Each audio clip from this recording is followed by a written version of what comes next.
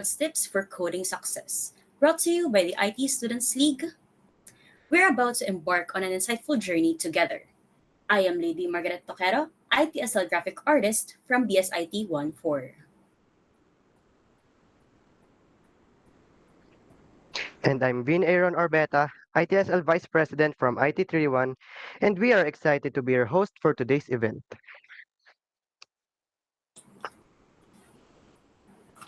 Bef- Before we begin, we'd like to remind everyone that the attendance link will be provided at the end of the webinar. Be sure to fill out to receive your e-certificate later.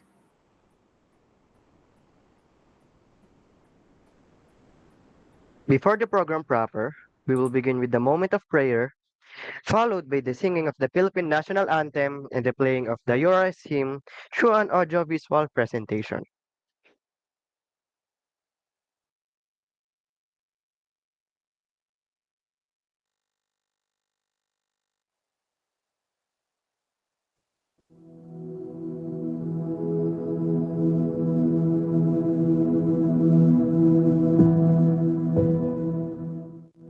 Amang banal, buong lugod po namin pinapupurihan at niluluwalhati ang iyong pangalan.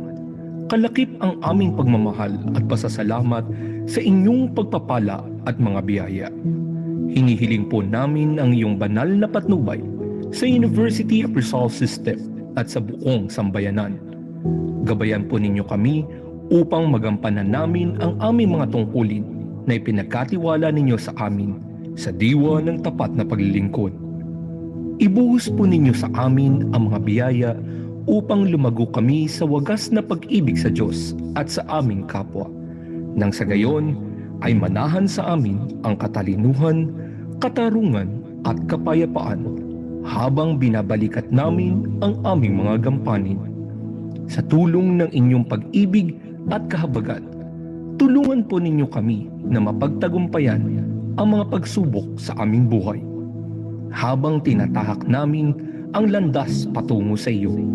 Itulot po ninyo na kayo ay manatili sa aming diwa, salita at gawa sa tuwina.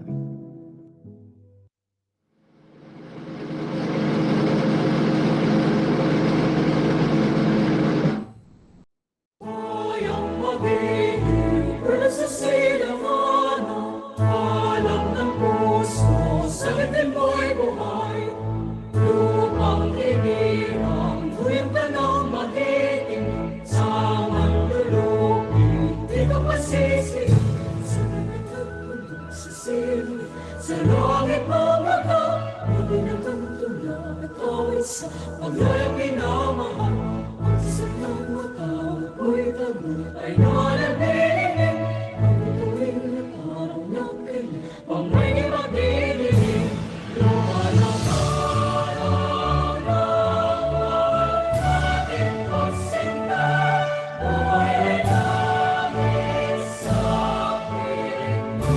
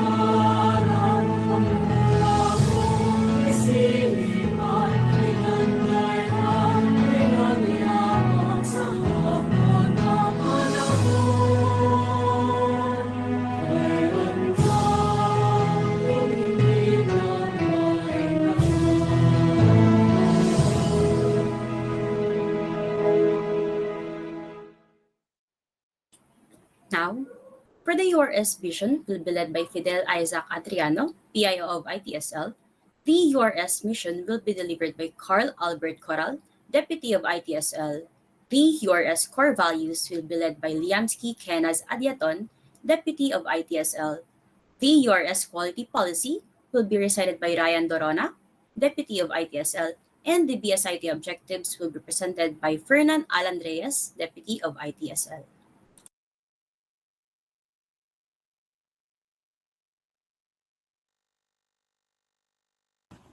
URS vision, the leading university in human resource development, knowledge, technology generation, and environmental stewardship. URS mission. The University of Rizal System is committed to nurture and produce upright and competent graduate and empowered community through relevant and sustainable higher professional and technical instruction, research, extension, and production services. Core values: prices, responsiveness, integrity, service, excellence, and social responsibility. The URS quality policy. The University of Rizal System commits to deliver excellent products and services to ensure total stakeholders satisfaction in instruction, research, extension, production, and dynamic administrative support, and to continuously improve its quality management system processes to satisfy all applicable requirements. URSBS IT objectives: develop their utmost professional competence in application of information technology as they respond to the demands of modern times. Realize the essential contributions of IT in business economics and related industries. Adhere themselves in the sense of professional values and ethics as they respond and advance themselves in the demands of present time. Preserve and promote the nation's culture heritage and histories and the ethnicity of local communities through communication, information, technology. Instilled in them the significance of research and community service as tools for human advancement and empowerment.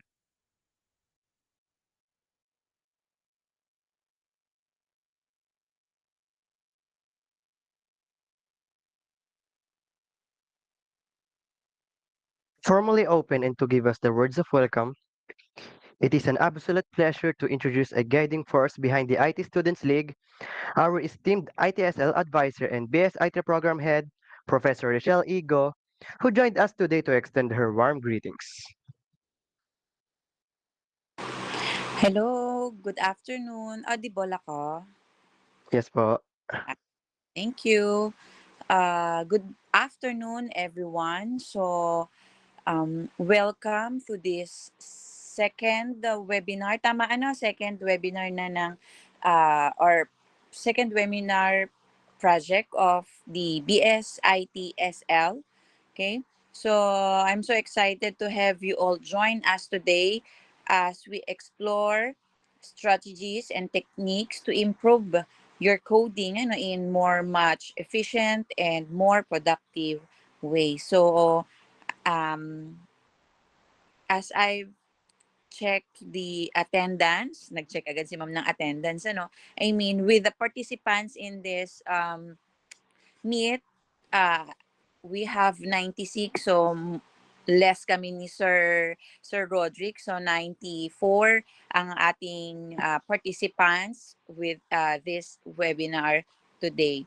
So whether you're a beginner or medyo hustler na in programming, so this webinar is designed to offer valuable insights and practical tips to help you write cleaner, more maintainable, and ultimate more effective way of coding. So more of that content will be discussed to you later with our invited guest speaker.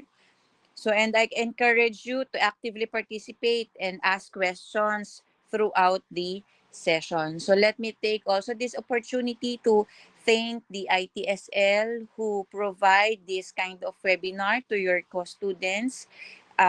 thank you so much. And in advance, I want to thank our invited guest speaker for giving us his precious time para maturuan kayo with this kind of topic. So, let's embark on this learning journey together and discover how we can all code smarter, not harder. Again, good afternoon and thank you. Thank you so much, Professor Richelgo, for your wonderful opening remarks. I'm sure our participants have gained insights and inspiration from your words, setting the tone for today's event. Now, we are honored to be inspired by the wisdom and vision of our very own Dean. It is my privilege to introduce someone who has continuously supported and guided us through our academic journey. Please welcome Dr. Joy S.G. Cruz to deliver a short inspirational message for all of us. But, sorry, unfortunately, Dean Joy couldn't make it today, but we sure know that her support is still with us. Now, moving forward to the main part of our event, it's time to introduce our esteemed resource speaker. To do the honors of introducing today's speaker, please welcome ITSL President Mr. Eman Barameda. Ayun. So, good day, guys. So, I'm Eman Barameda, President of the BSIT Students League. And now it's my pleasure to see our fellow IT students here. Before he begins, let me introduce our resource speaker for today's event. He is a full-stack senior software engineer with expertise in web and mobile development, front-end development, back-end development, DevOps or development and operations, and solutions architect. And also, he is a content creator on Facebook and TikTok, also known as Code with Boston. So let's ready and give him a warm welcome via chat or reaction. So now let's welcome our resource speaker for today's event, Mr. Rodrick Alcantara, also known as Boston. Yahoo! It's my turn na ba? Yes po, yes po. Alright. Yan. Ay, hindi na ako magsalamin. Okay. So basically what I actually don't prepare any materials or slide or something. The reason is I want you guys to engage with me. So ang gagawin natin is like parang casual lang. Ang gagawin natin is you can chat anytime you want. You can ask, you can give all your common struggles and so on. And then itatry natin pag-usapan, i-discuss why you have that, how do we solve it, and so on and so on. But before that, siguro mag-i-intro muna tayo about dun sa magiging topic natin. Okay. So yung topic natin, hold on. All right. So again, thank you guys. Thank you for having me here. And I'm Rod, software engineer, and also a content creator who creates tech content. And in this topic, we're going to talk about how you will code smarter, not harder. But the idea here is when you say code smarter, that doesn't mean na konti lang yung gagawin nyo. Okay? Hindi yung ganon. Okay? Pagka sinabing code smarter, not harder, that doesn't mean na wala talaga yung harder. So before you become smart, there's always a hard work first. Okay? So parang, kumbaga, ang idea is the foundation for you to become smart or smarter is you need to work hard first. Okay? So yun yung parang pinaka-misconception. So it's a good thing that we know that it's better if we work smart. It's better if we work smart than just working harder. But the idea is before you become smart is you need to work really, really hard at first. And then once na naging okay na kayo sa pag-try ng mga bagay-bagay, no, na you put a lot of effort, you put a lot of hard work and so on, that's where the time that you can start to become smart. No, kasi alam mo na kung ano yung mga dapat iwasan, alam mo na yung mga dapat hindi gawin and so on. Kaya ka mas magiging smart when it comes to checking out or analyzing ano lang yung mga kailangan mo dapat aralin, ano lang yung mga dapat mong gawin and so on and so on. Alright. So ngayon, since kayo mga students, no, I'm not sure kung lahat kayo is graduate. Okay, type nyo dito guys kung anong year na kayo. So I'm not sure kung third year na ba kayo, graduating, fourth year na ba kayo. So I just wanted to see kung yung mga students natin dito. Okay, so it seems like halo-halo tayo. So third, fourth, second, yan. So siguro mag-i-start tayo sa mga first years, no? First year or second year, saka tayo magpupunta sa mga graduating. Okay, sa mga first year, ang pinakakailangan nyo gawin is basically is to adapt kung ano yung pinaka-environment ng IT. Even if you're IT or CS, no, you should start adapting kung ano yung mga ginagawa ng mga IT or CS students, or at least kung ano yung ginagawa ng mga programmer or whatever. Kung gusto nyo maging QA, it's fine, no? As long as you start understanding first yung mga foundation, no? Ano yung mga programming language, ano yung mga application, ano yung mga anong tawag sa mga website, anong tawag sa mga domains, ano yung mga algorithms, ano yung mga it sounds overwhelming kasi syempre kaya ako nasasabi to is because I've been there, no? I mean, na-experience ko yung mga gantong bagay, no? Syempre napagdaanan ko maging college. Alam ko yung mga struggles nyo. I know some of you are getting medyo nahihirapan kayo when it comes to studying ng mga programming subjects nyo. It's because of the other subjects, no? And it's very normal, no? But the idea for me, in my opinion, no, the reason why we are going to school, it's not, and then we take IT courses, not because pang programming lang siya. So for me, the reason why we are going to school is because to become disciplined and become responsible. So just imagine, guys, the reason why we have quizzes, assignments, and so on and so on. It's like work. Kasi kumbaga parang ang training ground nyo is yung school nyo. So just imagine, let's just assume sila teacher, no? Sila prof, sila yung mga boss nyo kung magtatrabaho na kayo. And then there is an assignment, there is a task na ibibigay sa inyo. Just imagine, yun yung magiging task nyo na dapat gawin nyo. So in school, even yung subject nyo is not related to coding, that doesn't mean na wala siyang value. No?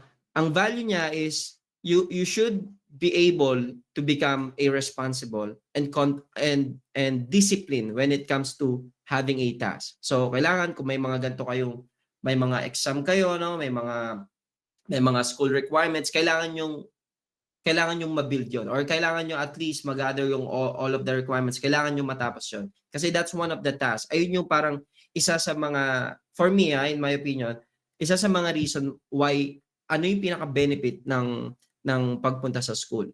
So yun yung, to become a discipline, to become responsible for the things that you need to finish.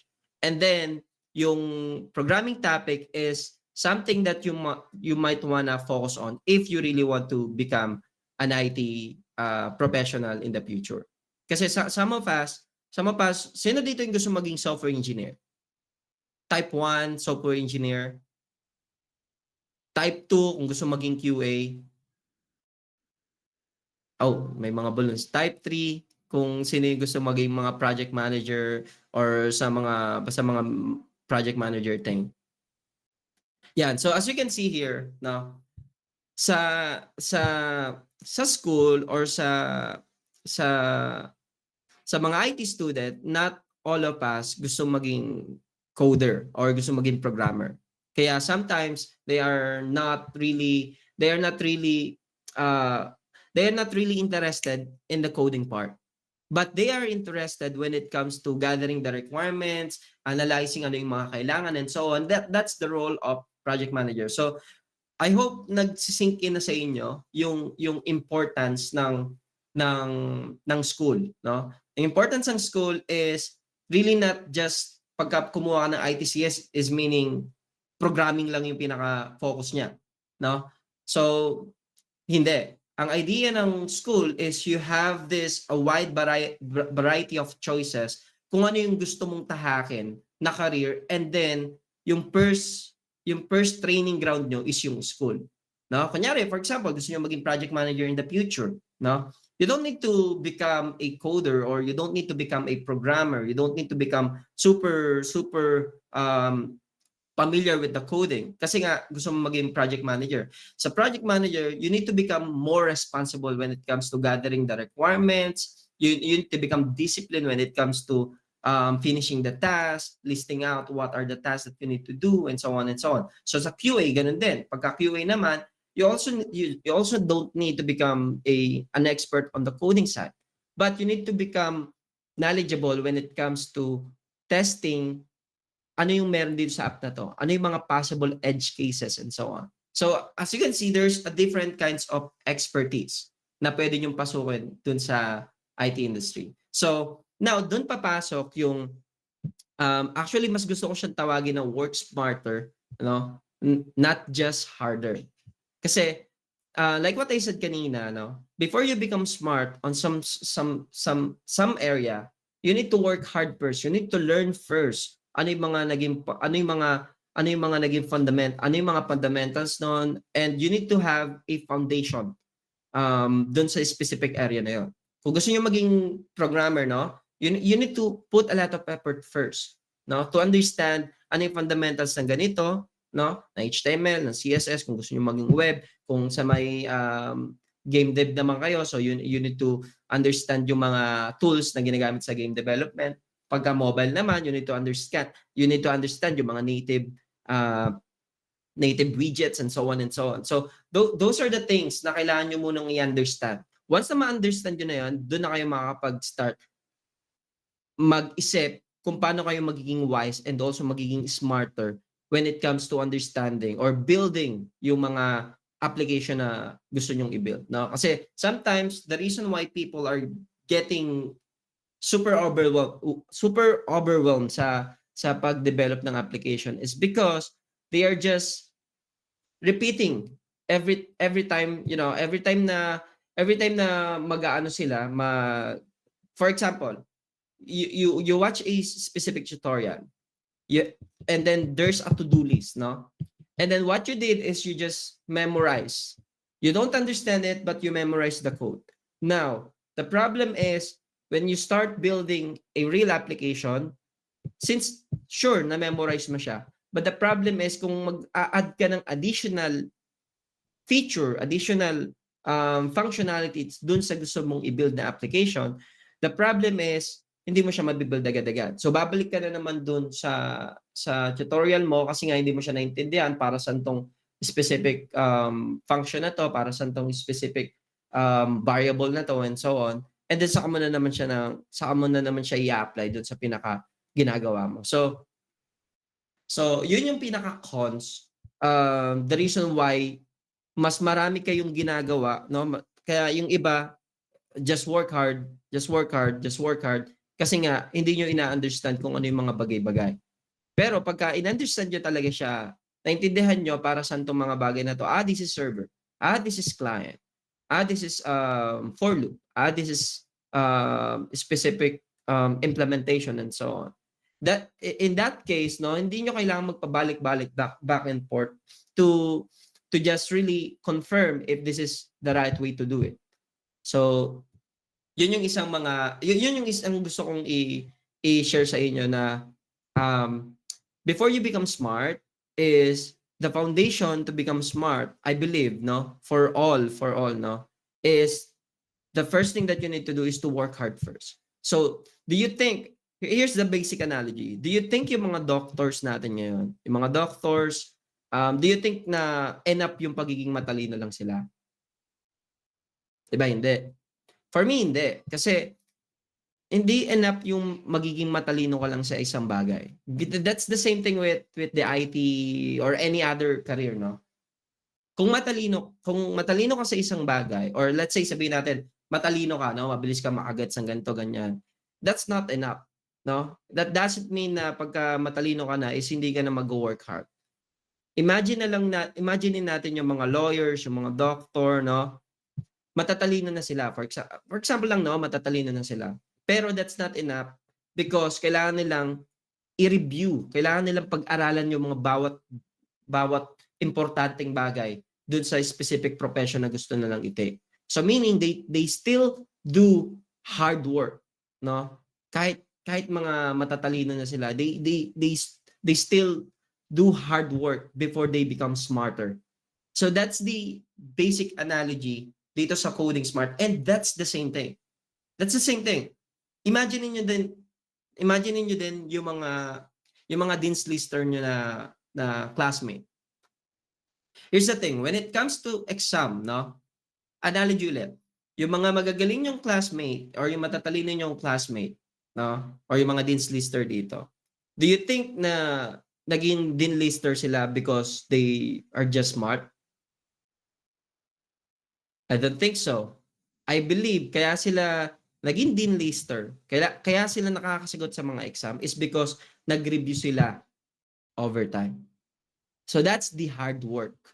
Diba? So nagre-review sila even in their break, lunch, no? Kasi ako nung college ako nakikita ko yung mga dean listers namin or yung mga matatalino kong classmate, no? They really excel sa pagre-review, sa pag-aaral, no? Even sa mga lunch break, nag-aaral sila. And then I believe pag nasa uwian or nasa bahay nila, nag-aaral pa rin sila and so on. Just to make sure na prepared sila pagdating sa mga exam. And that's a good thing. Okay? That's a good thing. And that's the work hard. No? And ngayon, once na they have this knowledge already, no, na napasok na nila sa utak nila, they can easily do something, no, na ikakat nila yung work hard na yon because they already know some part of it, and dun sila nagiging smarter, and that's the upper hand of those intelligent people. Now I'm not saying na all intelligent people will succeed, no? So this is my very hot take when it comes to giving an advice for almost all level, especially sa mga IT, no? Na always remember, guys, na pagdating sa IT, pagdating sa pagiging developer, you don't need to become smart. I mean, you don't need to become intelligent, no? Hindi nyo kailangan maging matalino if gusto nyo talaga maging programmer. Hindi nyo kailangan maging matalino. Kasi, here's the thing. Based on my experience, I have a lot of classmates na matatalino sila. Matatalino sila, but they can't utilize kung ano yung meron sila.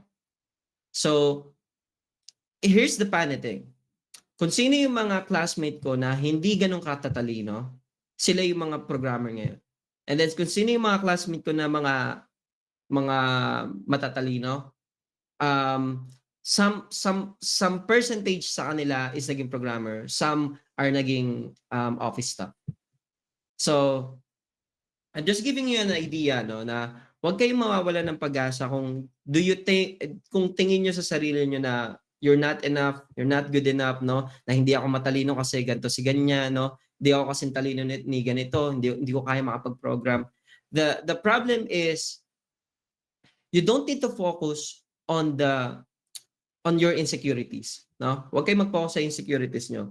Always strive for better, no? Always always defeat your old self. No? For example, ako, kunyari, mag-aaral ako ng sabihin natin, anong ginagamit nyo sa school? Sabihin natin PHP or C++ and so on. Let's just say, no, today, ang alam ko sa PHP, no, kaya ko mag-query ng specific table. That's your current self, right? Kaya ko mag-select query ganito and then makita ko na yung mga bagay-bagay, no? That's your current self. No, now your goal is to beat your old self, no? Always beat your old self. So wala kang ibang kalaban kundi sarili mo lang. So ang kalaban mo is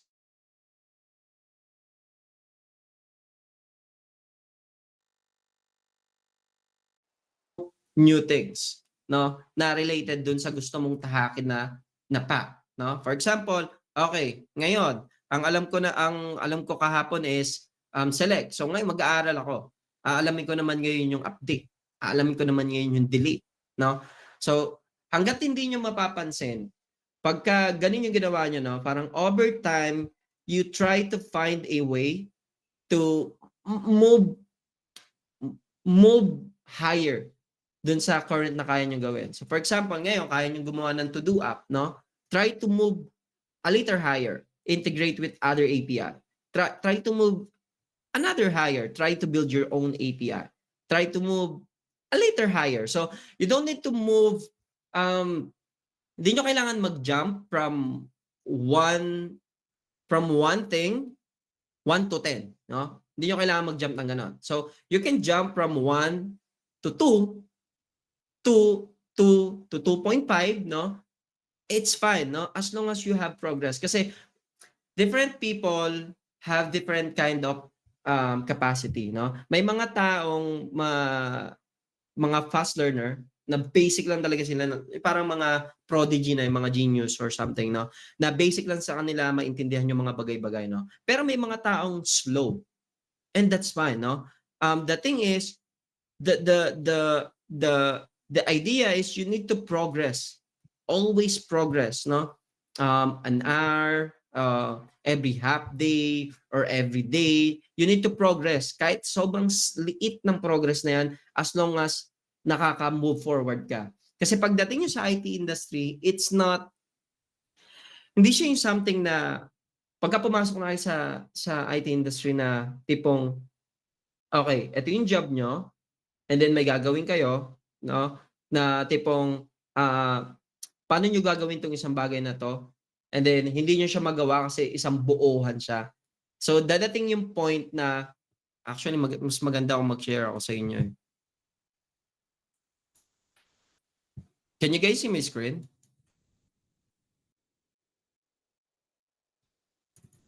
Alright.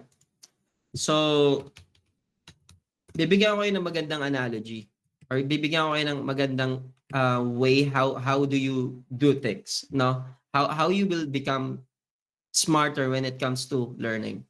So in IT basically is there is a boxes. Let's just imagine ito yung gusto nyong aralin, no? Ito yung gusto nyong parang topic na gustong aralin. May mga boxes yan, ba? Okay. Or let's say lagyan natin ng front end. Lagyan ko konti. Yan, lagyan natin front end, lagyan natin ng back end. Okay, lagyan natin ng servers. Okay. Ngayon, kung gusto niyo mag-aral ng specific box or gusto niyo mag-aral ng specific route, no? The first thing that you need to do is to first choose one muna. Okay? Choose one muna. Okay. So ngayon, let's say gusto niyo mag-aral ng front-end. Pagka gusto niyo mag-aral ng front-end, hindi niyo kailangan aralin yung buong ginagawa ng front-end. Kasi pagka ginawa niyo yon, that's the time na karamihan ng mga gumagawa ng ganito is nabe-burnout, na-overwhelm. Ang hirap naman ito kasi ganito ganyan. Kasi hindi niyo maintindihan kasi sobrang dami niyo agad gustong malaman. Imagine niyo lang, for example, if yung mga, sabihin natin siguro yung mga lawyer, yung mga doctors, sabihin natin, for example lang, gusto nila mag-aral, no? Gusto nila mag-review ng mga para dun sa mga bars, no?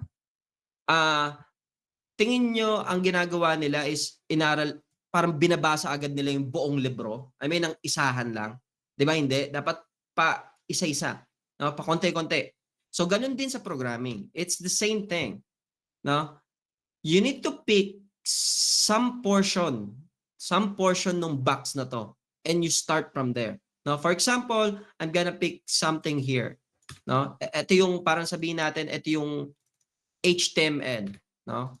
Sa frontend, ano ba ginagawa sa frontend? Merong HTML, merong CSS, and then there's a different kinds of strategy. How do you do frameworks? There's a different strategy. How do you do animation? There's a different strategy as well. How do you integrate your frontend to any kind of API? So dun sa information na yun, sobrang dami niya. It's very overwhelming. And I understand that. But the idea here is you need to pick the specific box first and you start from that. So, let's say, pinik natin yung box na to. So, sabihin natin nahihirapan ka pa rin. Kasi may mga, sabihin natin, may mga tao na hirap talaga, Try to pick another box inside of it. Eventually, pagka naaral mo na yung paisa-isa, eventually maaaral mo na yung isang buo. Ganun yung idea.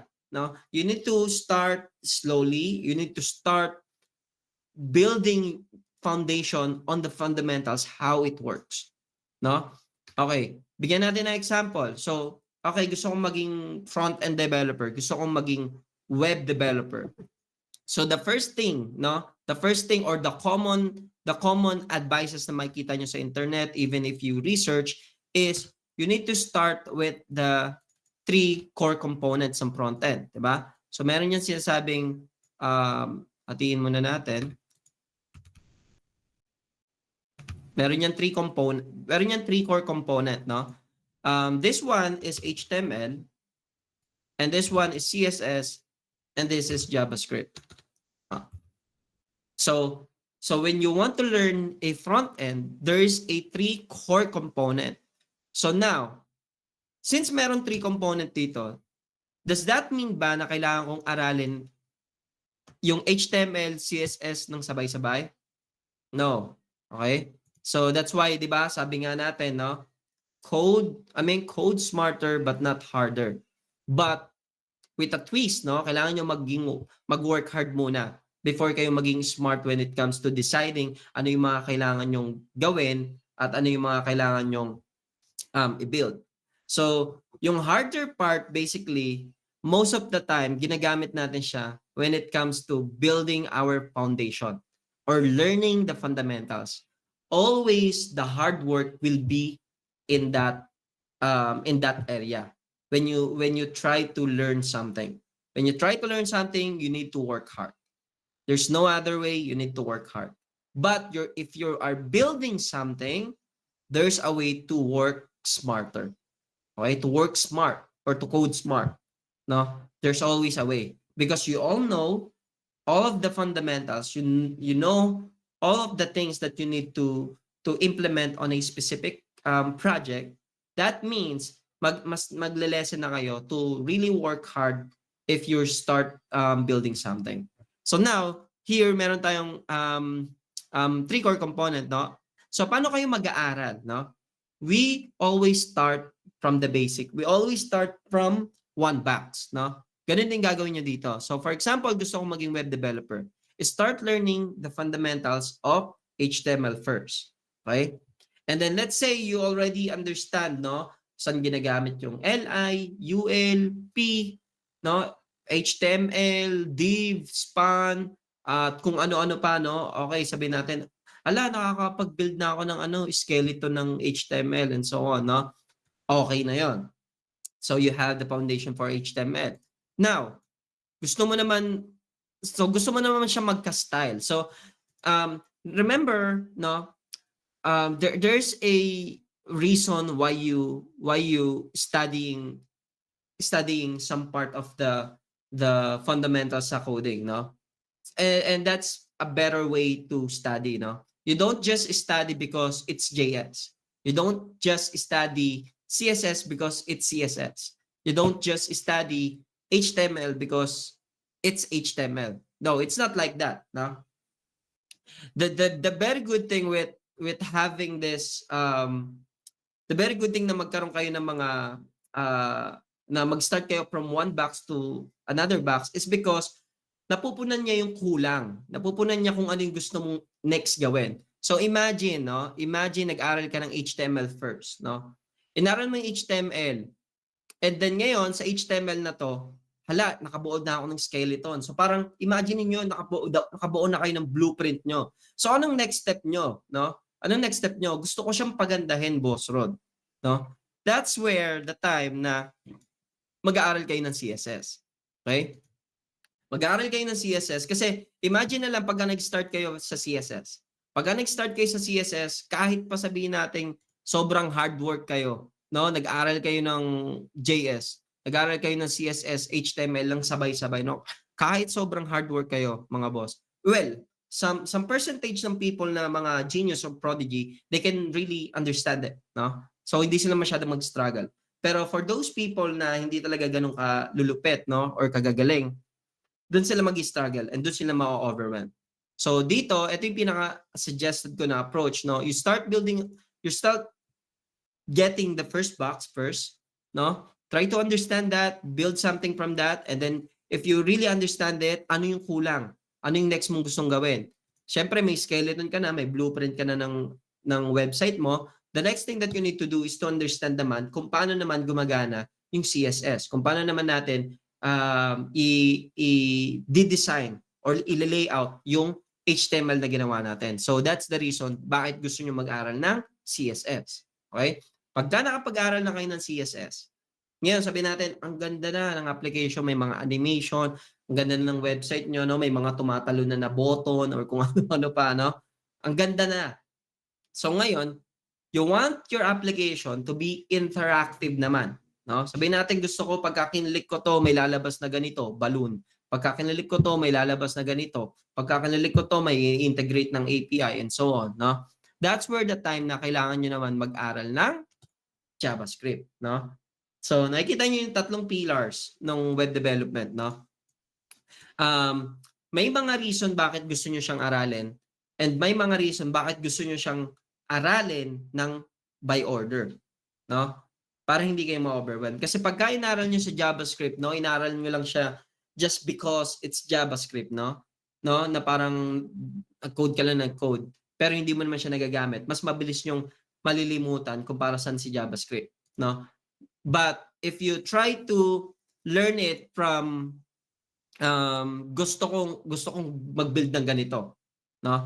Try to pero the requirements is always understand or learn the fundamentals first. Okay? And then the next thing, when it comes to implementation na nang gusto nyong mag-integrate sa API and so on, that's gonna be depends sa gusto nyong i-build. So for example, gusto kong mag-build ng chat application, no? So kung mag-build ng chat application. So ngayon, sa chat application, ano ba yung mga kailangan mong gawin? So first, syempre, kailangan ko magkaroon ng website.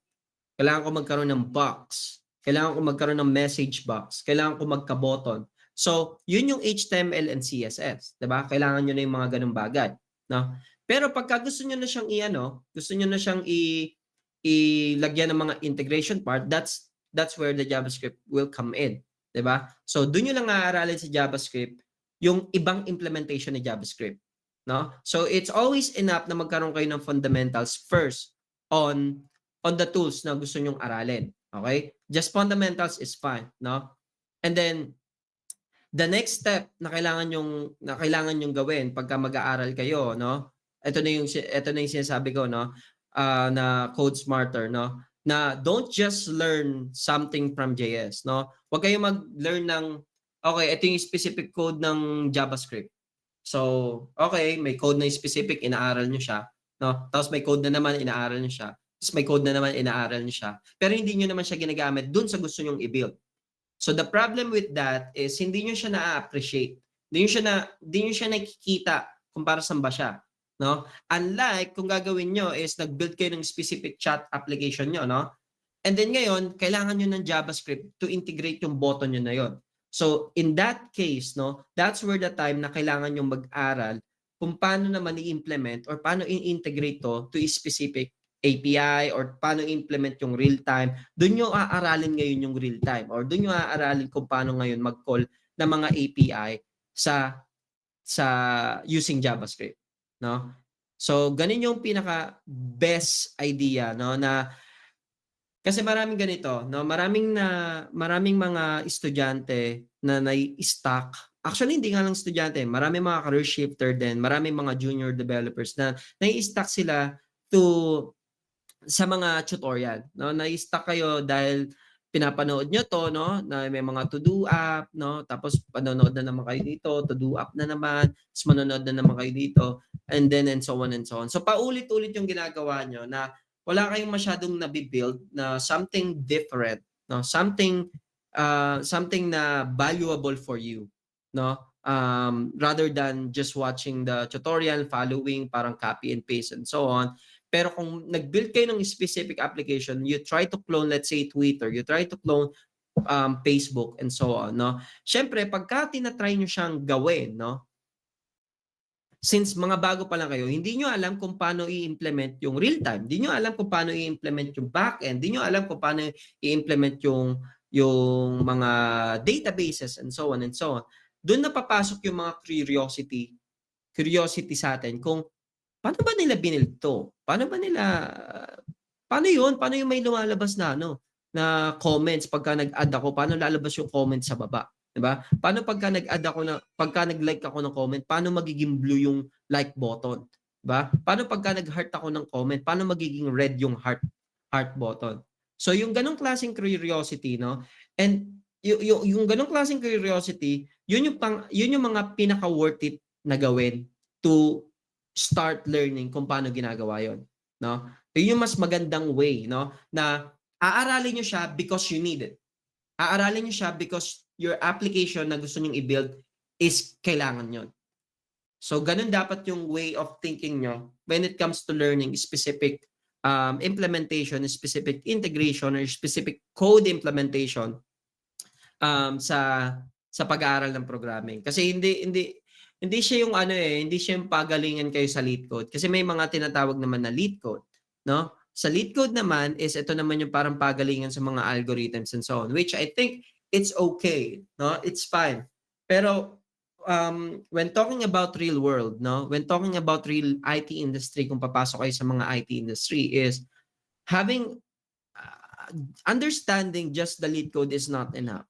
You need to build your portfolio, you need to build something, an application na you can showcase na, hey, ito yung ginawa ko, ito yung mga struggle ko. You need to have a story.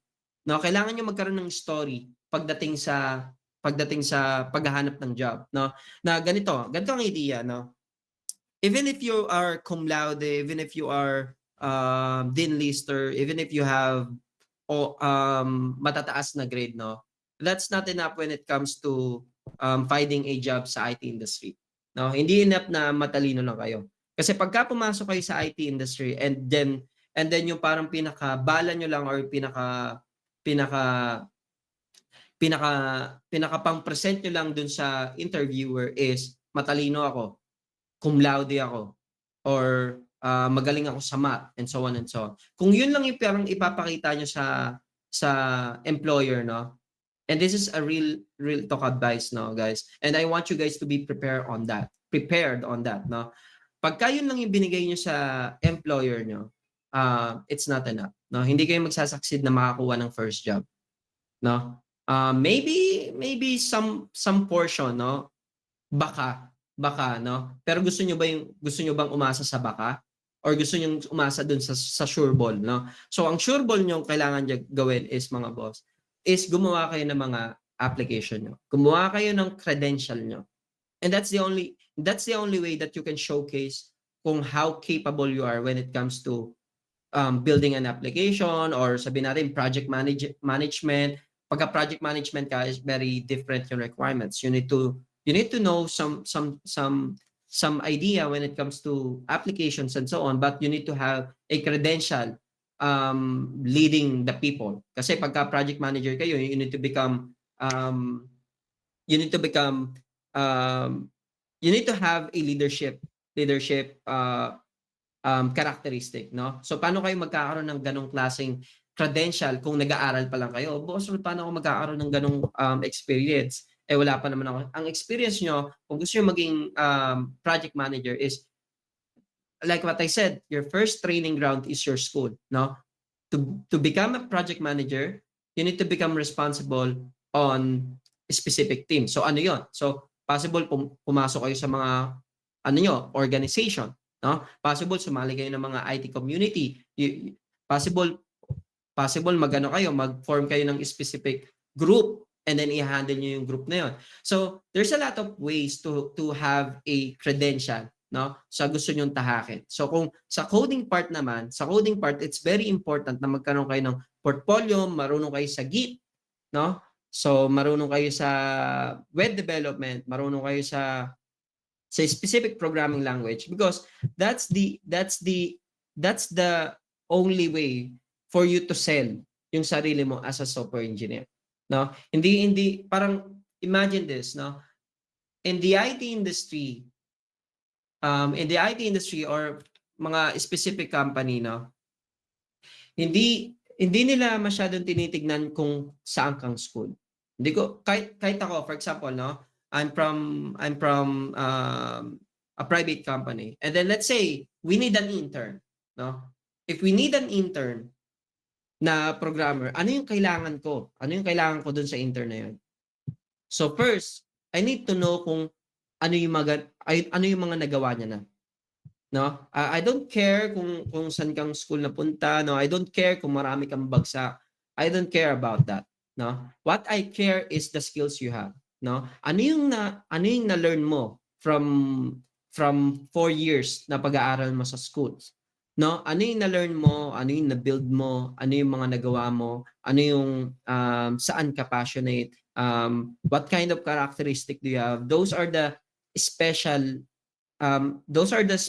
thing na kailangan yung magkaroon sa sarili nyo, no? So sa ano yung mga kailangan nyo? Ano yung mga requirements when it comes to you want to succeed in your first job hunting career, no? So first, you need to have credentials. So anong credential, no? It's either you have a LinkedIn profile, it's either you have GitHub, no? It's either you have portfolio, it's either you have website. So yun yung mga credentials nyo, no? Credentials nyo na kaya nyong i-showcase, no? Kasi in the IT industry, the problem before is many of us think na pagka gumraduate tayo is enough na yon, no? Which before that's the no, nung parang yung mga taon ko pa or ng mga older pa, no? Parang ang basihan lang talaga is pagka nakagraduate ka, it's medyo malaking chance, no? Na kahit wala ang coding experience, matatanggap ka sa isang company because they can easily train you, no? They can train you. But ngayon, nowadays, mga boss, no? Tech is really evolving, no? Tech is really evolving. Company is really evolving. Humans are also evolving. So you need to keep up on those, no? You need to become resourceful. You need to become creative, no? You need to become you need to have a credential as much as possible, no? Kasi sabihin natin graduate ka na nga, sure, no? And then meron kang credential, that's good. And then you know how to leverage the AI as well, that's good as well, no? So what I'm implying here, mga boss, is pagka gusto nyo talaga mag-succeed sa IT industry is you need to always build your foundation, your knowledge and skills, no? Na wag kayong mag-focus na makakuha ng gradong mataas, no? But I would rather advise to you guys na mag-focus kayo to build a skills, to build a knowledge, and also a good characteristic sa kung ano mang na experience nyo sa school nyo. That's the better way, no? That's the better way na mag-succeed kayo sa IT industry. And sa mga first years, no, mga second year, huwag kayong matakot, no? Huwag kayong matakot na ano ba 'to si Boss Rod, tinatakot kami na baka pagka gumraduate kami dito sa school is hindi kami makakahanap ng trabaho. No, I'm actually really encouraging you guys na hangga't bata pa kayo, hangga't marami pa kayong oras, no? Now is the time na mag-build kayo na mag-build ng knowledge nyo, no? Mag-put kayo ng a lot of effort, no? Sa sarili nyo, no? I-enhance nyo lagi yung kung anong meron kayo. Kasi ngayong ngayong time nyo as a student, no, as your kuya, no, as your boss Rod, no, napagdaanan ko yung mga bagay na yan na pagiging college students, no, napagdaanan ko yung kung i-share ko sa inyo na napagdaanan ko yung pagiging happy-go-lucky na attitude na college students, no? So isa ako sa mga students before na hindi ako masyadong nag-aaral sa school, no? Well, I mean, I'm saying is I'm responsible enough, no? I have time for doing Dota or laro kung saan-saan man, no? Kasi syempre, we are youth, no? We are youth. Gusto natin talagang i-enjoy yung youth days natin, and that's fine, no? But you need to you always need to become responsible, no? Kasi as a college student, no? Kasi as a college student, hindi lang nakasalalay diyan yung future nyo, no? Nakasalalay din diyan yung effort na magulang nyo. No, kasi ako as your kuya, and also I'm also a family guy now, and I'm also a parent, no? I really understand the hard work ng mga parents natin na makapag-aral tayo ng college, no? Kasi a lot of student hindi sila nakapag-aral, no? And then all of you here, no, nakakapag-aral kayo, and take that as a sign, mga boss, na sobrang swerte nyo, no? And you need to appreciate that, and you need to give back not only for your parents but also for yourself, no? Kasi pagka-graduate nyo, mga boss, I want you na maging successful, na makahanap ng job. That's why I'm advising you na start investing on yourself, no? Start giving more knowledge to yourself, no? Or at least balance the time na nag-waste kayo ng times, no, sa paglalaro ng Valorant or pagdodota or pag-gimmick and so on, no? I-less nyo yung time na yon, and then add more time, add more investment dun sa knowledge na meron kayo.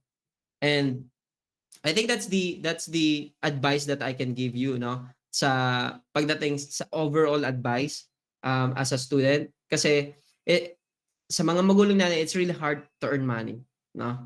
And I want you to appreciate yung mga effort na ginagawa ng magulang nyo. And then I want you guys na mas maging responsible when it comes to building more knowledge, no? Kasi knowledge is the power, no? For me, knowledge is power. Kasi if you don't have knowledge, if you don't have skills, you can't really get a job na sabihin natin mga 6 digit. Kasi I know some of you, no, kaya yung iba nag-work hard, nag-study hard na maging IT professional is because naririnig nyo yung mga sahod or salary na 6 digit, matataas. Yes, matataas talaga. Matataas talaga yung sahod. Especially kung nasa tamang company kayo, mga boss. Pero that doesn't mean na pagka nag-IT kayo is mamimit nyo agad yon, no? So the problem is, ganun kasi nagiging mindset ng karamihan, no? They always start thinking about the money that they can earn pagka naging IT student, naging IT professional sila. but they disregard kung ano yung mga hardship, no? They disregard kung ano ba yung kailangan niya, ano ba yung mga ginawa ng mga programmers na nagkaroon ng mga 6-digit salary. Ano bang ginawa nila? Ano bang ginawa nila mga hardship, mga hard work, no? So it's actually the same thing. Kung ano yung sinasabi ko, binibigay ko sa inyo na advices sa inyo mga boss is start building, no? Hindi niyo mapapansin kasi ito yung karamihan na nagiging problem ng iba na ang hirap, alam mo yun, parang you guys are actually focusing on the struggle, no?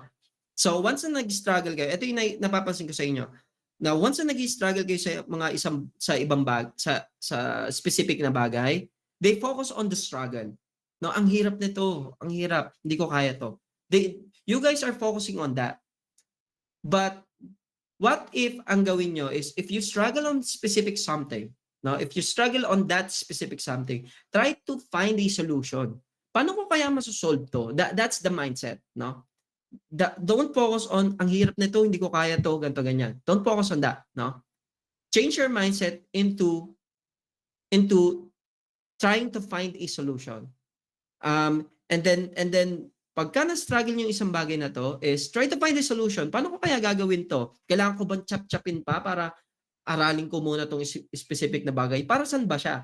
Kasi once na pa isa-isa nyo siya, paliit nyo siyang inaaral, eventually maintindihan nyo din yung kabuuan. Kasi that's the same thing with any tool na ginagawa sa IT industry, no? Na for example ako, mag-aaral ako ng framework, no? Sa framework naman kasi pag mag-aaral ako ng framework, it's not hindi ko siya aralin ng isang buo, no? Ng isang araw, no? Hindi ko siya aralin ng isang araw na lahat-lahat na, no? Kasi hindi kaya. I mean, hindi mo talaga siya maiintindihan. So parang gagawin ko diyan is aaralin ko yung some portion and then pag inaaral ko na yung some portion, itetest ko naman 'yan. No? Kasi paano ba tayo nag-aaral? Most of the time nag-aaral tayo is to, 'di ba, parang read on this or watch on this and then type it. And sometimes what you guys do is you copy something, you paste it, no? And then the problem with that is gumana. Yes. Tanong is naintindihan mo ba? That's the thing, no? So ngayon yung iba nangyayari is pagka nag-copy and paste na sila ng code and then pinext na nila yung code and then hindi gumana, doon na sila nag-struggle. Doon na nahihirapan maka-keep up yung mga doon na sila nahihirapan maka-keep up. Kasi nga you don't in the first place, hindi mo siya in-understand first, no? And then secondly, ang ginawa mo is kinopy paste mo na siya. So typing while learning is different from just reading. I mean, I hope you get it. Yung pinakagusto ko, I mean, yung idea is, here's the thing, no? It's easy to watch, it's easy to read, no? It's easy to watch, it's easy to read na magkaroon kayo ng knowledge, no? Ang dali lang talaga nun, no? Na parang pagka nakita mo, ay ganun lang pala yun, ginawa niya. Ganun lang pala ginawa niya.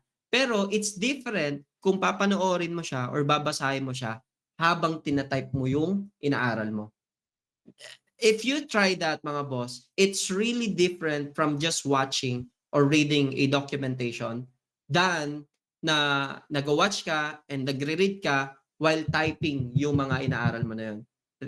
There's a big difference pagka ginawa nyo yung ganong klaseng approach na hindi siya kinaka-copy-paste lang, but tinatype nyo siya as is, no, from scratch. And doon nyo siya mas maiintindihan. Doon nyo siya maiintindihan, ganito pala siya, ganito pala. Kasi pagka binasa nyo lang siya, pagka pinanood nyo lang siya, the idea is there, no? The concept is there, no? Naintindihan nyo yung concept. Pero in the execution, hindi nyo siya magawa. Yun yung mga problems. Yun yung mga problems yun yung mga gaps na kailangan nyong tanggalin, no? So pagka nag-aaral kayo, it's better if you write it. If you write it, no, even if you write it sa pen, no? It's fine, no? As long as na-write nyo siya, no? I mean, na-code nyo siya. Kasi tatatak yan sa muscle memory nyo, no? Yung programming kasi, it's about muscle memory rin kasi pagkadating sa programming. And also, as a programmer, you need to become a problem solver, no? That's why kanina sinasabi ko sa inyo na don't focus on the struggles. Don't focus on the negativity. Na hindi nyo kaya, ganito, ganyan. Don't focus on that, no? Always find a way. There's always a way. There's always a way in any problem, no? Always find a way to solve that. Kasi that's how an engineer thinks, no? That's how a software engineer thinks. That's how project manager, QA, no? Ganun mag-isip yung mga nasa IT industry. You need to become a problem solver, no? Hindi yung tipong pagka nagkaroon ka ng problema is iiyakan mo na lang siya, hindi ko siya magawa, ganito, ganyan, no? There are times na mahirap talaga siyang i-solve. Pero the reason why there's a problem, it's because there's a solution. And that's the key, no? That's the key na kailangan yung gawin, no? So, yun yung pinaka-idea kong gustong ibigay sa inyo na if you want to really succeed on the IT industry is you need to start building foundation on your knowledge, no? Skills, no? Knowledge, not only the technical skills but also on the communication skills, no? Kasi if you can't really explain kung anong nangyayari sa mga bagay-bagay na to, if you can't really sell yourself, hindi nyo siya, I mean, it's really hard for you to sell out kung anong capabilities nyo.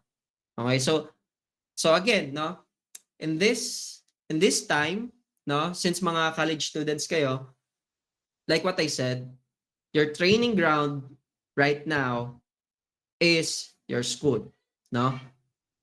The first thing that you need to do is to become responsible and disciplined at all times, as much as possible, no? Kahit pa sabihin natin may mga bulakbol days kayo or something, no? You still need to become responsible, no? You still need to get the passing grade, no? Huwag niyong pabayaan yung sarili niyo. And ang nakasalalay dito actually, guys, no? Kasi yung mga teachers natin, nandiyan sila to help us to improve kung ano yung mayroon tayo, no? No, and I actually also wanted you guys na mamulat kasi syempre yung mga kabataan tayo, no? Karamihan ng mga kabataan is they actually YOLO, no? Na parang I'm not sure, you live only once, diba? Parang YOLO na it's fine. For me, it's fine na magkaroon kayo ng ganong klaseng times, no?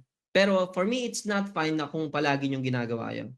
And I guess, no, kung naghahanap kayo ng sign kung kailan kayo magiging responsible or disciplined to start making yourself better is, I think for me, there's no always better time kung kailan. Today is always the right time. No, today is always the right time. Right now is always the right time na maging better, na improve niyo yung sarili niyo. Kasi hindi naman nakasalalay dito yung hindi naman nakasalalay dito yung future ng ibang tao eh. Nakasalalay dito yung future nyo, no? So as a student, as an IT student, ano yung mga kailangan kong gawin? So first, you need to do hard work, no? There's no other way. There's no other way to become smarter without working harder first. Pagka nag-work hard ka na in the first time, no? In the first time na nakapag-work hard ka just to understand the fundamentals, building foundations and so on, that's where the time that you can code smarter. Okay? And again, no? You need to build your portfolio. Okay? No matter what kind of profession do you want to take, there's always a way to build your credential related to that, no? If you want to become a PM, you should be able to have a credential na nakapag-lead ka ng ganito, ikaw yung nag-lead sa team nyo, no, ng capstone nyo, and so on. So those are credentials. No, those are already an experience. Okay, so pagka QA, no, ano yung mga kinu-QA mo, what is the strategy, did you build test cases, and so on. That's a credential. So, if you're a programmer, no, pagka programmer ka, ano yung mga na-build mong application, ano yung mga struggle mo, nakapag-integrate ka ba ng API, ano yung mga different kind of approach na ginawa mo dito sa specific problem mo, that's a credential. Okay? So, those are the things na very important for you to become successful sa first job mo. If ever, no, if ever na gusto mong maging successful na IT professional, no? So, yun, I think yun yung pinaka idea, no? And also, again, no, one of the advice that I really want you guys to always be reminded na in the IT industry, what is important is how you will solve the specific problem. No, IT industry, it's about problem solving. No, hindi nyo kailangan maging magaling sa math. Kasi baka pag naririnig yung problem solving is it's about, you know, solving this specific math problem. Hindi siya ganun, no? In IT industry, it's about solving the problem. So for example, you're building an application. Why are you building an application? Because you're trying to solve a specific problem. You're trying to innovate something. That's the reason why we're building. No? And that's the same thing na kailangan yung i-apply sa sarili nyo. Kasi you can't really become a good problem solver if you can't really become a good problem solver as a software engineer kung sa sarili nyo is hindi nyo kaya maging problem solver. Na tipong pagka nagkaroon kayo ng problema, nagka-struggle kayo sa specific na bagay is wala na. No, parang umiyak na lang kayo doon kasi nga hindi nyo magawa, no? Unlike kung you are trying, no, parang tinetake nyo yung mga struggles or something, no, na nahihirapan kayo, tinetake nyo siya as challenge. How can I solve this? No, na tipong okay, this is the problem. How can I solve this? What are the possible things that I can do? No, ano yung mga kailangan kong i-try? I-try ko yung number one na bagay, no? Hindi siya nag-succeed. Try ko naman yung number 2 na option. Hindi siya nag-succeed. Try ko naman yung number 3 na option. Hindi siya nag-succeed. Hanggang sa malaman mo kung saan yung option na magsasucceed ka dun sa struggle na yon. Kasi ganun sa programming, no? Imagine lang sa programming pagka nag-solve kayo ng specific programming language or specific code problem, no? You try specific option, it's not working. You try specific option, it's not working until you succeed. So ganun lang, parang the idea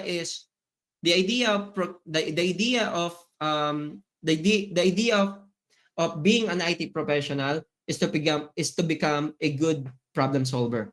And that's the very important skill set na dapat magkaroon kayo, no? Kasi very common na magkaroon kayo ng technical skills, very common na magkaroon na kayo ng communication skills, but the most important thing is how do you solve the problem? How do you handle if you experience a problem? Ano, magka-crumble ka na lang ba? Magpa-fall ka na lang ba? Or are you going to try everything that you can to solve that problem? So I guess that's the whole point, no, of this talk. I want you guys to have an idea how do you become smarter when it comes to coding or any other stuff. No, it's not really only on the coding but also on the overall. Now you always need to start working hard.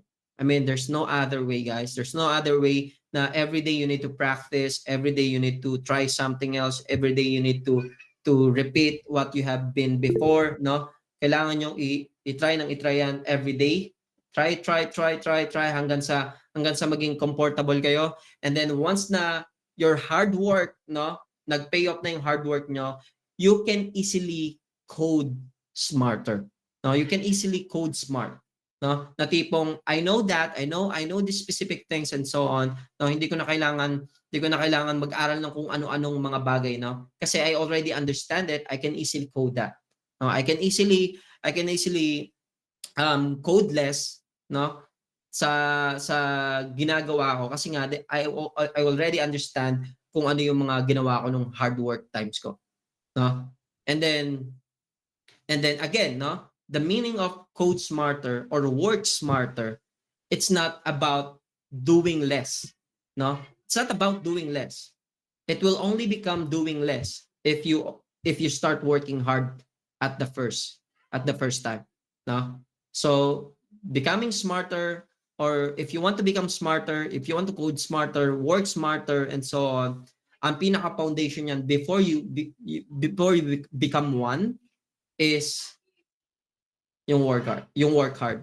That's the first, or that's the foundation of before you become smarter. So yeah, I think the thing na is we're I'm good na to give an advice, or at least give you an idea how you will become a smarter coder, programmer, or anything, no. And I think it's the time na for you guys to share kung ano yung mga questions nyo. And so I'm not sure if someone will give a talk ba. I mean, I'm good na. Oh, si Princess. Hello guys, if may question po kayo, we have open forum after. Is it after or we can do it now? After the talk. Apo, you can do it. Calling the attention of the MC. Nasaan na po tayo? Ayun. So thank you so much po, Mr. Roderick Alcantara, for your insights and very eye-opening examples po. So now, the floor is finally open, and this is your chance po, everyone, to give insights and ask some questions po to our research speaker.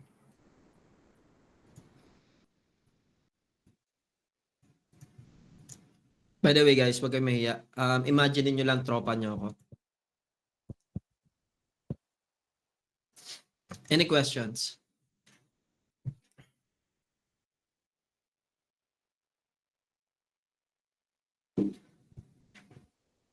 Ano webcam niyo, sir? It's my phone actually. Parang kinunik ko lang siya sa OBS. Any question, guys? Ano yung mga struggles na meron kayo ngayon? I might gonna have a suggestion for you how you will solve it. Pwede kayong mag-open mic, pwede kayong mag-chat. Huwag kayong mahiya, guys. No? Tayo lang naman nandito, no? Struggle ko po sa grupo. Sir, paano mag-integrate ng PayPal? For PayPal, I believe you need to have some requirements before you can integrate sa PayPal. And I believe they have documentation. Di pa ako napag-integrate ng PayPal, pero normally, if gusto mo mag-integrate sa mga specific payment gateway, is kailangan may mga specific requirements ka for your application. For example, DTI, what else? Sa BIR form, ayun yung mga normally na kailangan nyo when it comes to... So, kumbaga, yung payment gateway is not something that you can integrate easily sa mga application nyo kasi may mga requirements na kailangan kayong, legal requirements na kailangan kayong i-provide first. Ano daw po suggestion nyo sa first portfolio na gagawin? Sa first portfolio na gagawin nyo, I think what you can do, the first project basically is your website, no? That's your first project. And then second project is basically, it depends on you, no? It's either you build something that will help you on a daily basis, like sabihin natin mga tracker, no? Gagawa kayo ng tracker application. Or let's say, if you have more time, no? Gawa kayo ng mga e-commerce website and then integrate it somewhere, no? So parang gawa kayo ng something na application na it's not just a simple website, no? Parang Okay, static website lang to. Gawa kayo ng application na something nagwo-work siya na naka-host sa internet that your that your that your uh that your employer or someone na pwedeng i-check yon na paano siya gumagana, 'di ba? Paano makapag-login, paano makapag-buy ng products and so on. Kahit walang mga payment gateway or something, the most important thing is you can build an application from the ground. I built this website. It has this specific functionality, no, na save siya sa database and so on and so on. So yun yung idea. So you need to build an application that is actually functioning and working and nasa internet din as well para yung interviewer or someone, no, they can easily go to that and test, okay, marunong ka nga sa ganito ganyan. So yun yung parang kailangan nyo gawin. How do you manage your stress when you're overwhelmed sa coding? First is rest, no? Kasi sa coding it's very common na ma-stress kayo sa coding, no? Especially if you really try to understand a lot of things, no? The only way for you to relieve your stress is to rest. No? Kasi there's nothing wrong na magpahinga. There's nothing wrong na mag-try ng ibang bagay, no? Na maglaro kayo ng ganito, ganyan, and then go back to studying ng code again. So, yeah. What if there's a deadline nearby? What if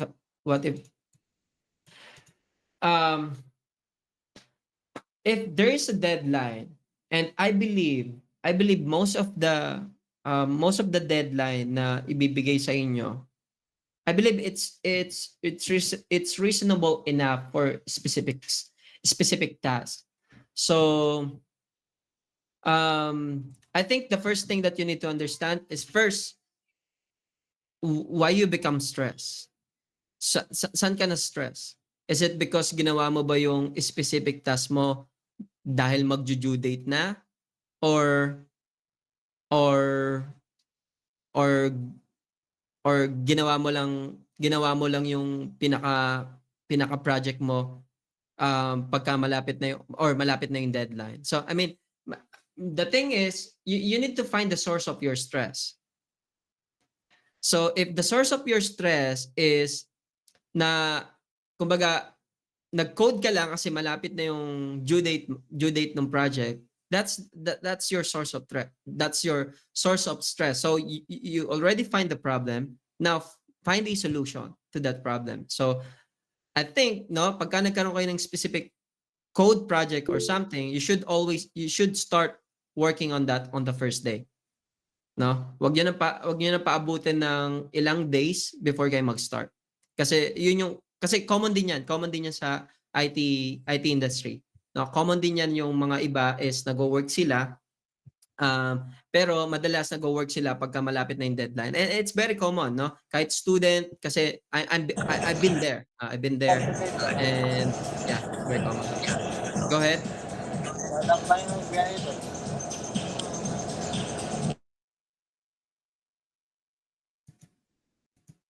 I hope na sagot ko yung question mo. Pero yeah, I mean, I think that's the thing. So find your source ng stress and then try to solve it.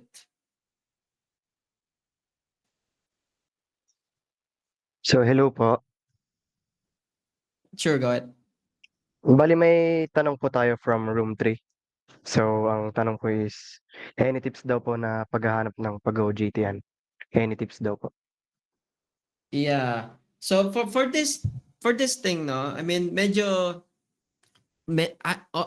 I can say na medyo mahirap talagang humanap ng OJT as of the moment. I mean, internship or OJT as of the moment it's really hard to find, especially if gusto nyo magkaroon ng OJT experience na about sa coding. Kasi ako OJT ko is technical eh. I mean, ang OJT ko is more on technician thing, which for me it's fine. Because the idea of my OJT for me is just it's just for the requirements. That's my idea for the OJT. But nung nag-OJT ako is nagko-code pa din ako. Even if I don't have a task na mag-code sa OJT ko, in my spare time, I always coding. I always try to build something. I always try to work on something. So that's how I do it. Pero for a specific company right now, I don't have any recommendation, or I'm not sure. I don't have any idea kung saan yung mga company na nag-accept ng OJT ngayon. Pero again, for me, for the OJT stuff is there's a companies na nag-accept ng mga OJT, but the problem is not all the company nag-accept ng OJT as of the moment is more on coding. No, parang paswertihan makakuha ng OJT na coding. And it's about well, paano ba sasabihin? Siguro it's about diskarte, no? Kasi sa akin kasi ayun yung naging diskarte ko. So I don't look on an OJT na about coding. So I just try to find a company na any company na basta IT related, even if it's technical and so on, it's fine for me. My idea for me is to just complete my OJT time requirements, and then while I'm doing OJT, I'm actually doing coding. So it's like doing it. It's like giving two effort. I mean, both effort. I mean, finishing your requirements on the school, being disciplined, responsible, and also being creating more knowledge while doing OJT. No, so I'm not wasting a lot of time sa OJT ko.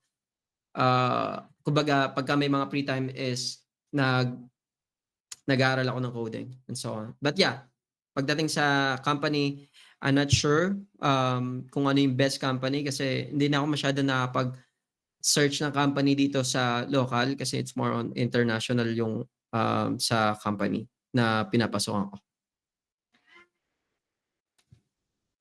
Okay, so thank you po. Then next na tanong po is from room 2 naman po.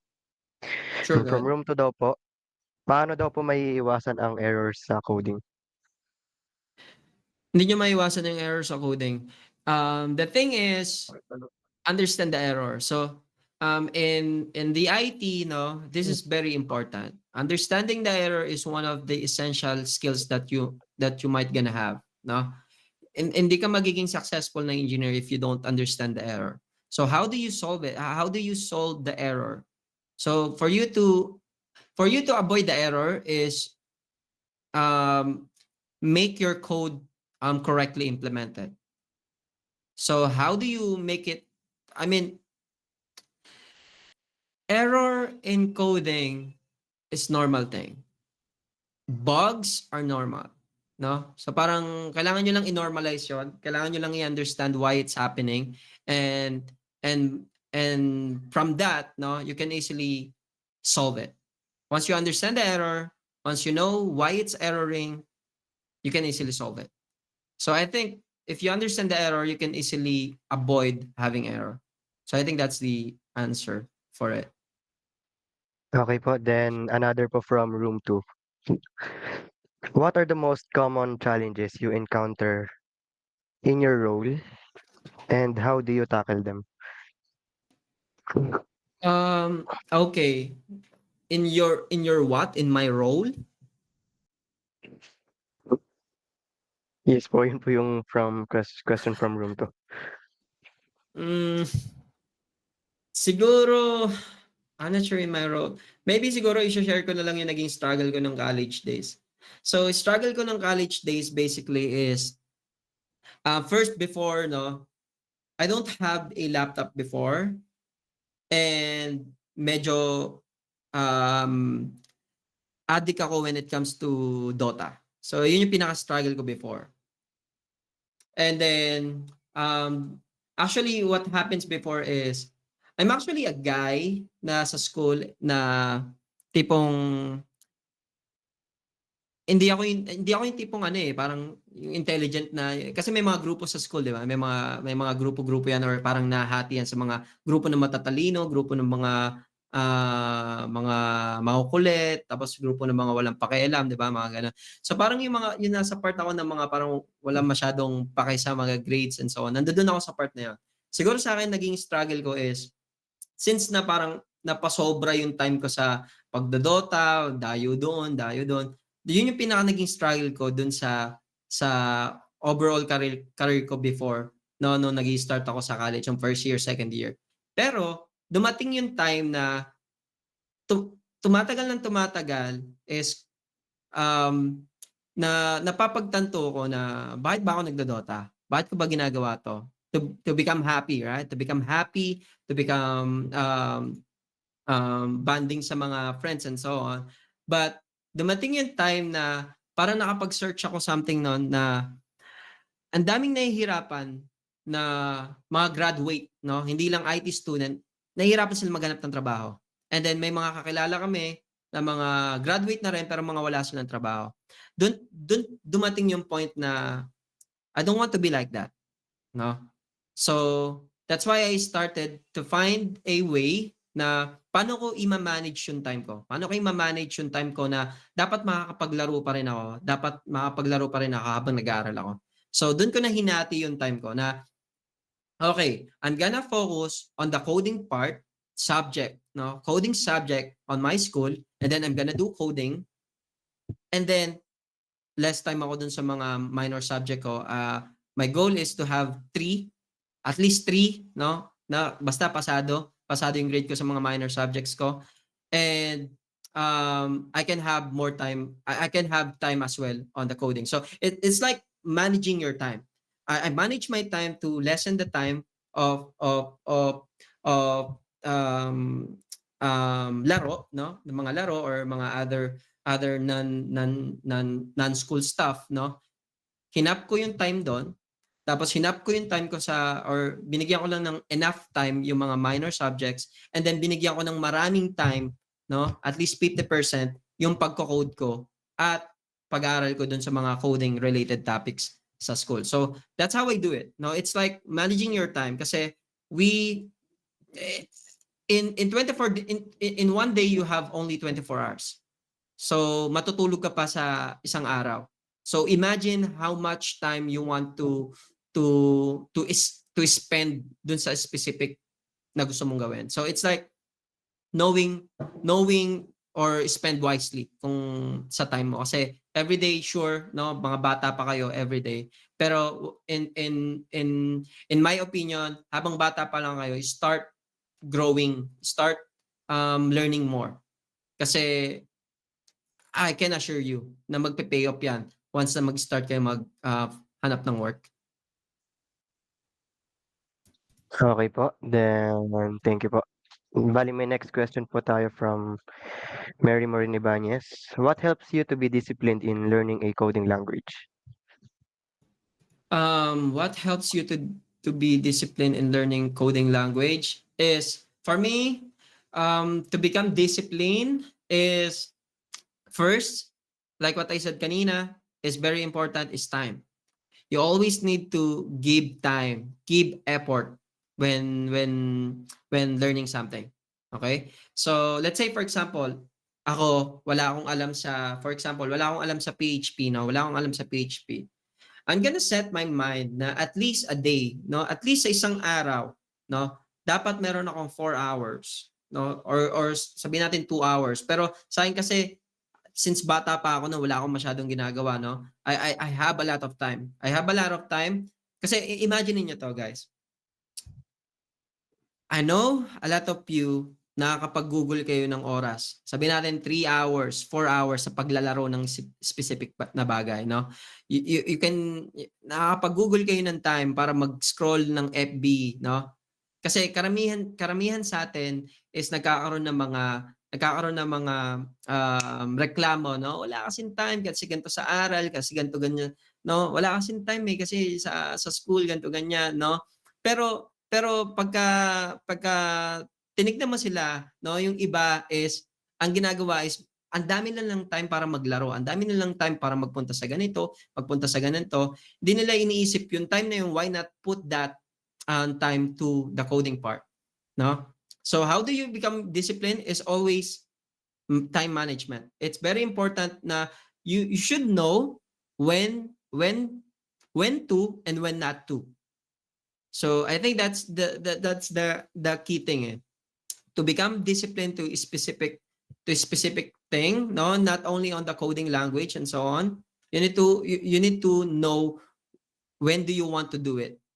And you should be strict. I mean, not really strict in a sense na dapat ganitong oras, ganito ganyan. No. What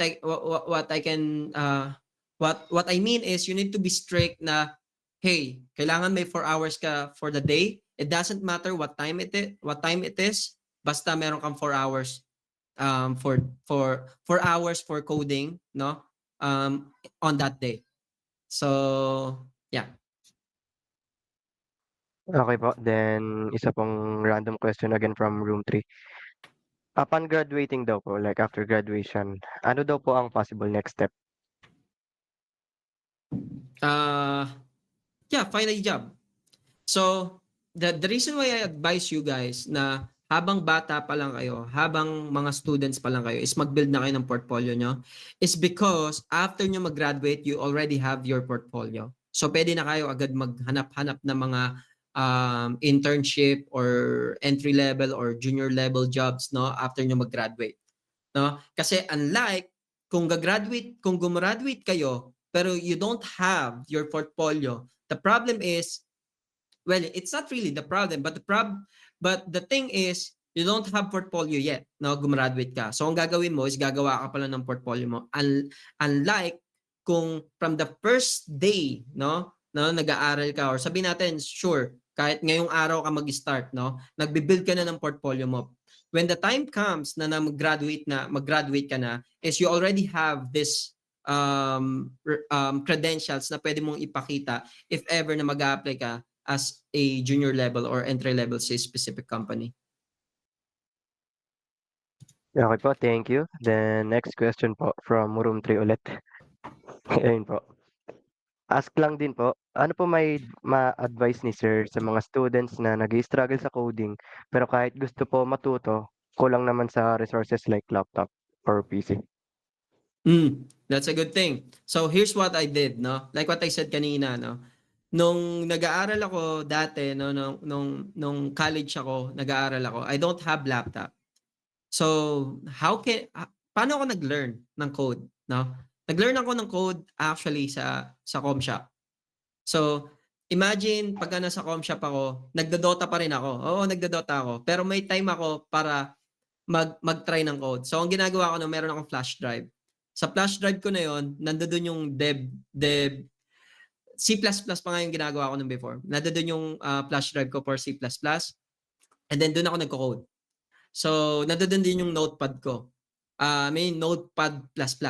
Okay, so nandoon. So, nakakapag-code ako. So, ngayon, I mean, there's a lot of resources ngayon, no? Compared before. Before kasi ako meron akong hawak na laptop. I mean, meron akong hawak na flash drive para mag-aral ako noon. And then ngayon sobrang daming resources. So, pagka nasa ComShop kayo, pwede lang kayong magpunta sa mga Code Sandbox or JS Blitz, no? Na tipong makakapag-run kayo ng different kinds of frameworks, no? Python, React sa browser lang. Na wala kayong kailangan i-download sa ComShop.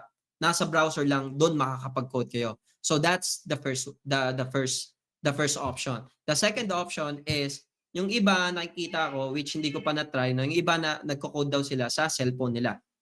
So I think that's a good thing as well if you can do that, no? Or if you really want to learn, kasi if you really want to learn, there's always a way, no? Pero if you want to learn, kasi may different kind of people na gusto nilang matuto, pero they just reasoning out, there's no resources, there's no laptop, it's because of that hindi na sila mag-aaral kasi nga wala silang resources. That's the first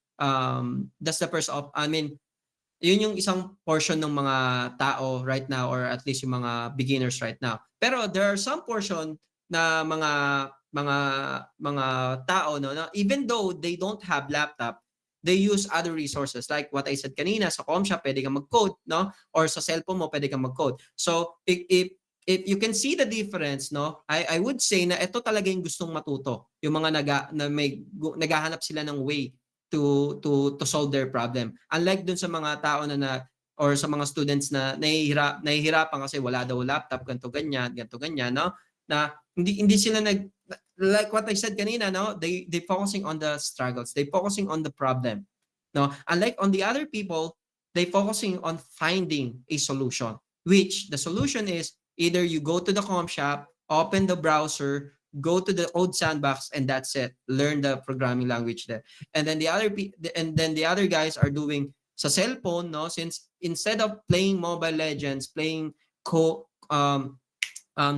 or kung ano-ano pa, no, they try to find a way to at least learn a programming or coding in their cell phone. So there's always a way. So it's actually up to the people kung gusto mo mag-focus dun sa struggle mo or kung gusto mo maging problem solver. Okay, then next question po ulit from room 3. Dami ah. Sure. From Emmanuel Acosta. 7 minutes. Okay. Ano po content ng portfolio na ipapakita po sa mga companies?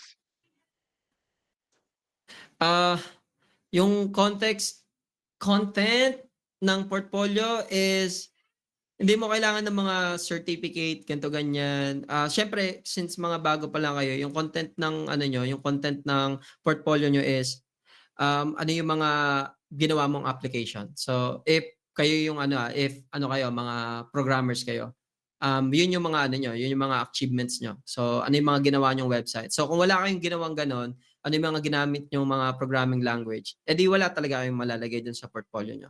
So, I guess, portfolio kasi it's not about having shiny things, having a lot of animation and stuff and so on. It's about the quality of your knowledge of your skills na meron ka.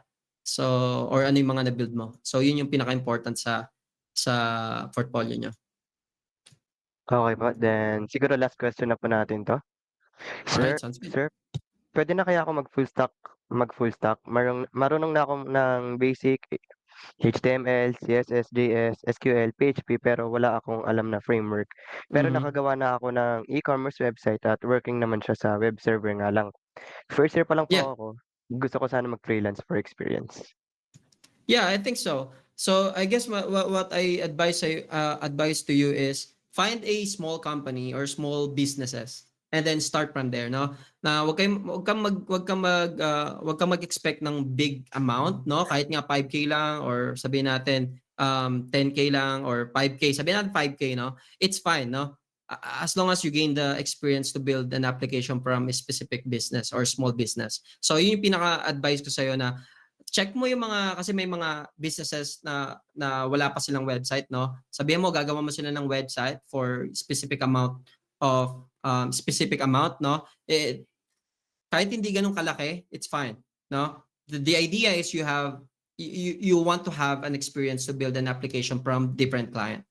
So, yeah, I think you can do that. And good job. Okay, and thank you po, Mr. Roderick Alcantara, for addressing all Alright. the queries from our students. Now, for the certificate awarding, we invite our ITSL graphic artist, Mr. Jer Alfred Barameda, to read the contents of the certificate.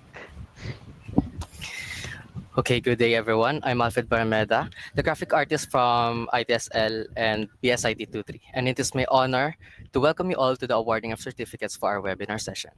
Before we proceed, I would like to extend our gratitude to our research speaker, Mr. Roderick Alcantara, for sharing his expertise with us. Your insights and knowledge have been invaluable to us, and we are grateful for your time and effort for this webinar. Now, let us proceed with the awarding of certificates. First, we have the Certificate of Appreciation for our research speaker, Mr. Roderick Alcantara. Allow me to read the content of the certificate for our research speaker. University of Rizal System, Binangonan Campus, College of Computer Studies, BSIT Students League. We are proud to present the Certificate of Appreciation to Roderick Alcantara in recognition for his outstanding contribution as a research speaker during the online webinar session entitled Code Smarter, Not Harder, but Rod's Tips for Coding Success. This certificate is awarded on the first day of February 2025 via Google Meet during the said event. Signed by Professor Rochelle Ego, the ITSL advisor, and Dean Joy S.G. Cruz, the Dean of the College of Computer Studies. Now, we would like to invite Mr. Roderick Alcantara to capture this moment or take a photo with the certificate of appreciation he is about to receive. Mag-screenshot po ako.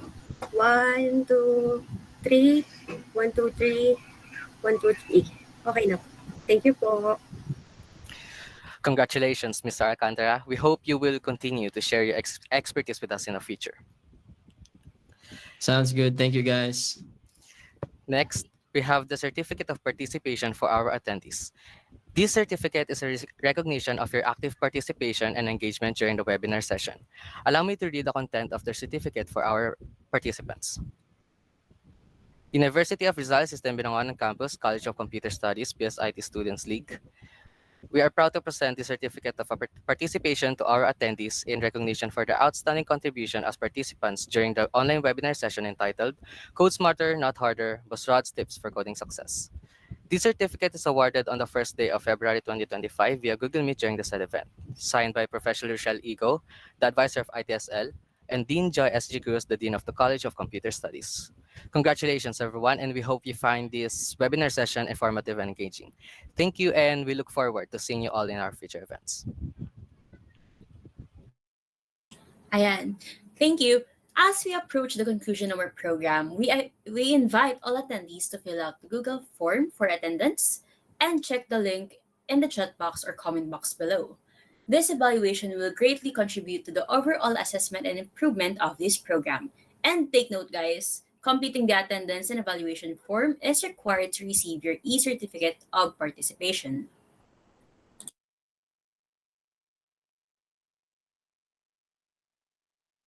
All right. As the students begin filling out the form, we hope you have gained valuable insights and that these learnings will benefit you now and throughout your college life. Now, may we invite our ITSL Deputy, Mr. Alfredo Reyes, to deliver the final words for this program, which are the closing remarks.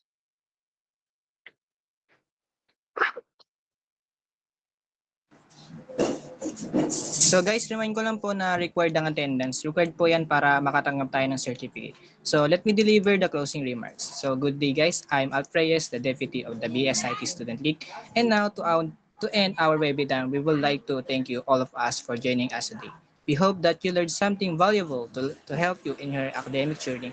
Also, a big thank you to our ITSL advisor, Prof. Rochelle Ego, and to our CCS team, Prof. Joy S. Sikro, and especially our speaker, Mr. Roderick Alcantara, also known as Boss Rod, for sharing his knowledge and supporting our IT student. We would also like to credit the ITSL officer for our working hard to make sure this webinar is successful. As I end, we hope you'll continue to support the CCS organization activities, the CCS student body, and the iConnect ITSL and ISL activity. Let's continue connecting minds and coding our futures. Thank you. Thank you, ITSL Deputy Alf. To conclude our event on a high note, let's capture this moment with a group photo. I kindly ask everyone to turn on their cameras so we can see those smiling faces.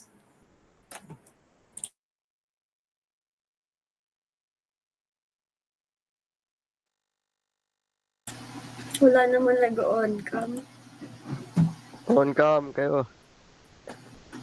Guys, on cam. Buwan ko kayo. Guys, on cam po, please. Saglit lang po ito. It will be quick. Ay, wait lang. Let me full screen.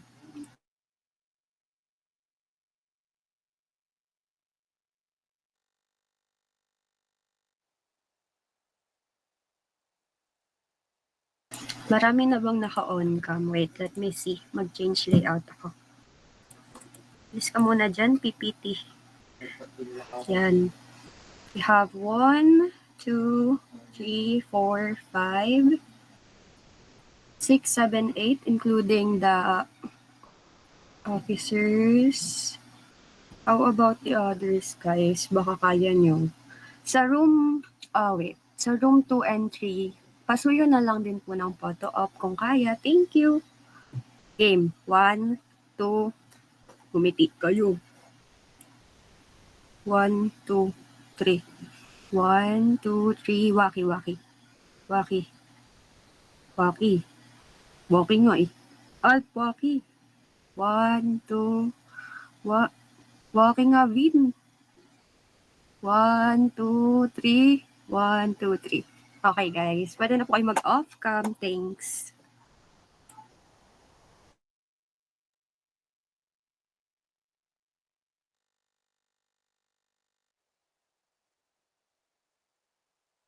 And to formally end our event for today,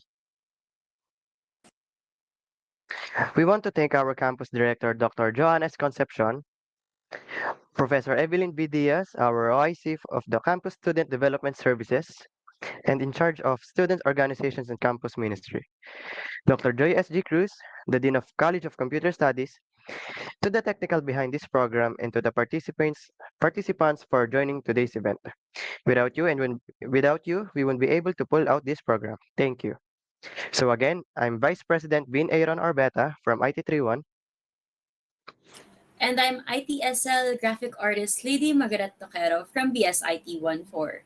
May God bless us all. Stay safe. Thank you so much, everyone.